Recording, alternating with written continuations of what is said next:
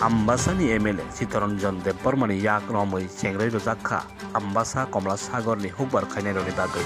water set eba tui di sepsa krak salo বিশেষভাবে আজকে ওয়াটারসেট society থেকে এই প্রোগ্রামটা এবং ওয়াটারসেট সোসাইটি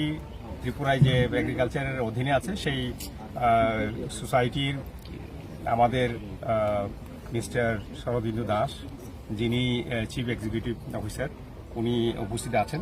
আমাদের এসএস সাহেবা আছেন এই আমবাসা ইয়েতে। এখানে ওয়াটার বডি সোসাইটি যে অত্র এলাকাতে ওয়াটার বডি ক্রিয়েশন এবং এটা সাধারণত কি ওয়াটার বডি যখন ক্রিয়েশন হয় এইটা অত্র এলাকার বিভিন্নভাবে সেটাকে ব্যবহার করা হয়। কেউ কৃষির জন্য ব্যবহার করবে, আমাদের যে কিনা বলে জীবজন্তু, গৃহপালিত জীবজন্তু, অন্যান্য যেগুলি পশু পাখি, এখান থেকে এই ওয়াটারশেড বডি থেকে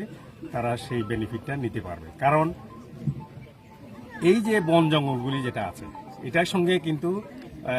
ওয়াটারশেড বডি যদি আমরা তৈরি না করতে পারি, জল স্তর এমনিতেই মাটির নিচে থেকে নিচের স্তর থেকে নেমে যাচ্ছে এবং এটার জন্য ভালোভাবে ডিস্ট্রিবিউশন হয়। কারণ হচ্ছে জল যখন জমে কোনো একটা পার্টিকুলার জায়গাতে, এটা কিন্তু ওই জায়গাতে শুধু থাকে না, এটা পার্কুলেট করে